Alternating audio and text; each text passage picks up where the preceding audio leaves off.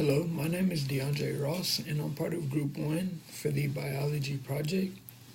My group will be speaking on vitamin D and the effects that it has on our body in our everyday life. We hope to provide supplemental information about vitamin D and give a whole lot of different insight from each of the participants in the group. They will start off by speaking on what the original student attributed towards vitamin D intake. Things about how it is more than just a supplement to strengthen bones, as well as the absorption of calcium and the preventing of the flu, which was something new that I didn't know about.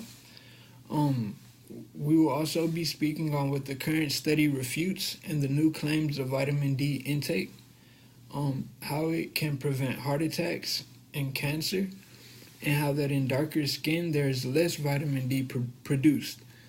This was found in another study, and my other participants in the group will go into more detail about that. And we will also speak on positive and negative effects regarding vitamin D intake. And from here, I will go ahead and let the rest of my group provide the information that they found. Thank you. Hi, my name is Janie Valdez, and I am in Group 1. Studies as recent as 2013 have ascertained that vitamin D was more than just a supplement designed to help strengthen our bones. It was a vitamin that could help people across the spectrum. The most commonly known benefit for vitamin D intake is its ability to strengthen our bones, which is through the management of calcium and preservation of phosphorus levels in the blood. Vitamin D is important for the absorption of calcium in the intestines and assists in retrieving the calcium that would otherwise be expelled through the kidneys. Science is everywhere. It has also been attributed to reducing the risk of the flu. A study was performed where 1,200 children were given 1,200 international units of vitamin D every day for 4 months. Their risk was reduced by over 40%. Several observational studies also reflected a reduced risk of diabetes. One specific study gave 2,000 international units of vitamin D every day to these infants, and results showed an 88% lower risk of the development of type 1 diabetes by the time they were 32. One of the largest claims previously made regarding vitamin D was its ability to help prevent cancer. The claims were exposed in an article written by Dr. Denise Webb. The study showed that vitamin D was vital to regulating cell growth and for the encouragement of cell-to-cell communication. Some studies reflected that it was calcitriol, which is an active form of vitamin D that could bring a reduction in the progression of cancer.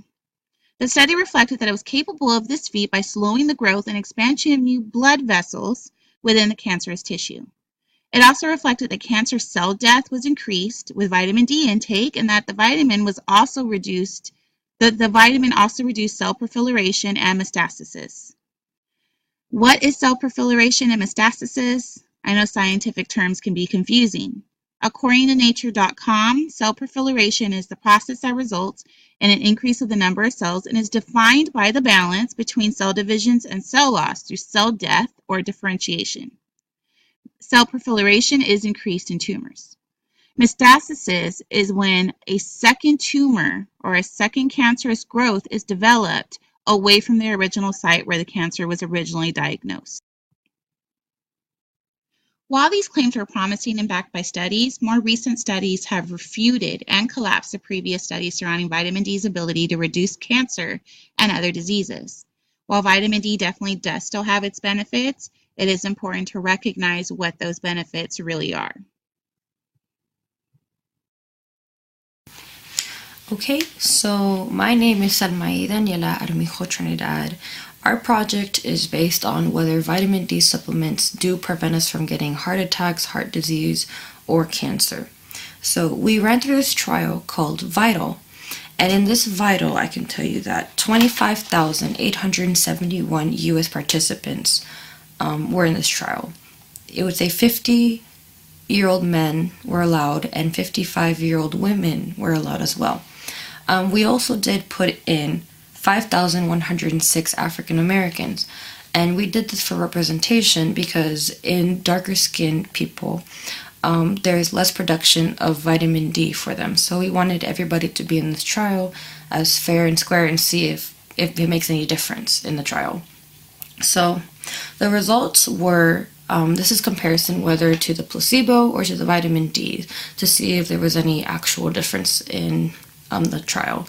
So we followed these people for 6 years, and the results are, with the vitamin D, 396 suffered whether from heart attacks, actually developed the heart disease and died, or died from stroke.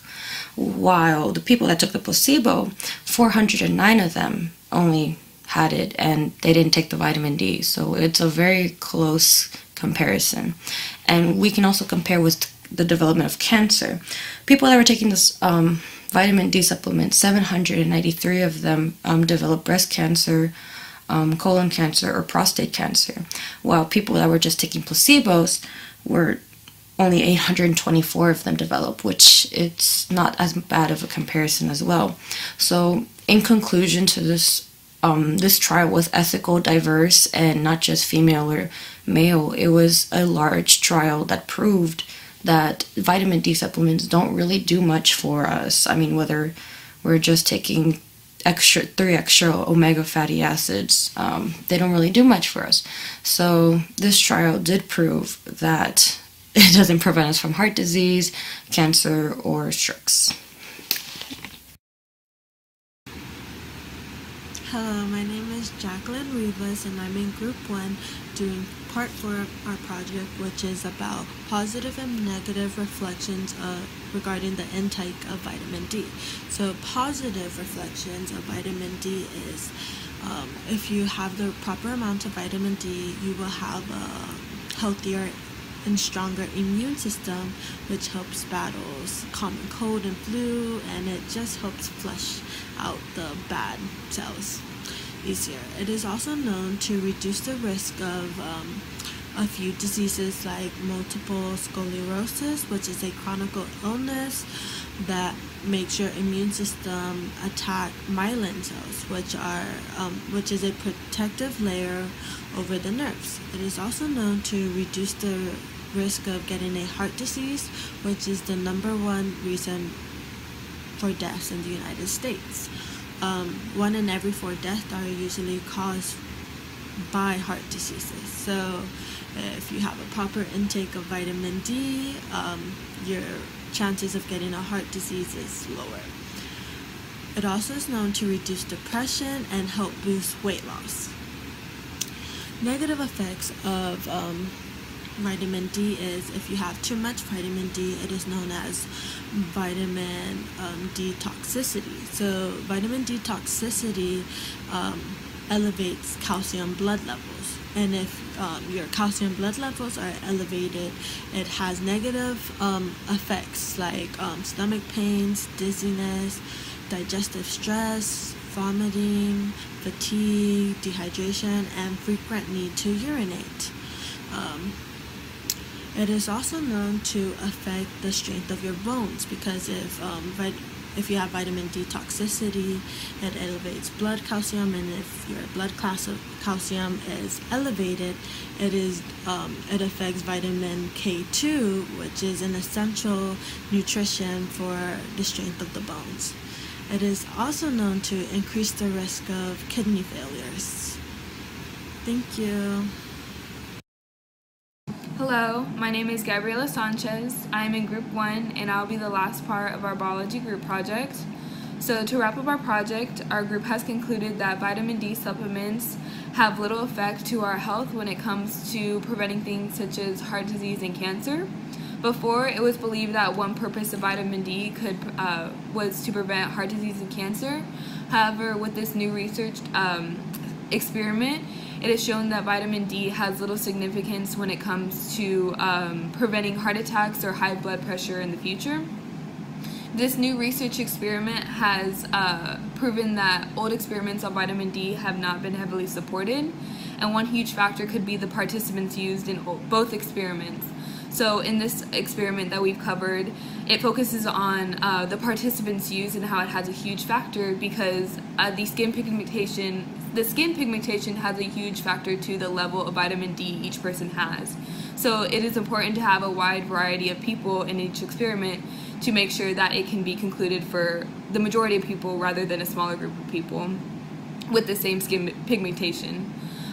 This has also opened up the question to what level of vitamin D is normal for each person, and it's also opened up to the question of what supplements have significance to our health and which of them are falling in the category of vitamin D.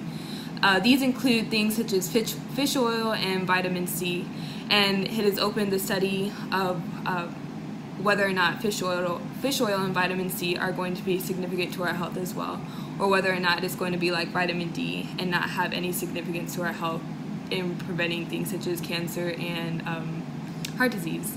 So yeah, thank you.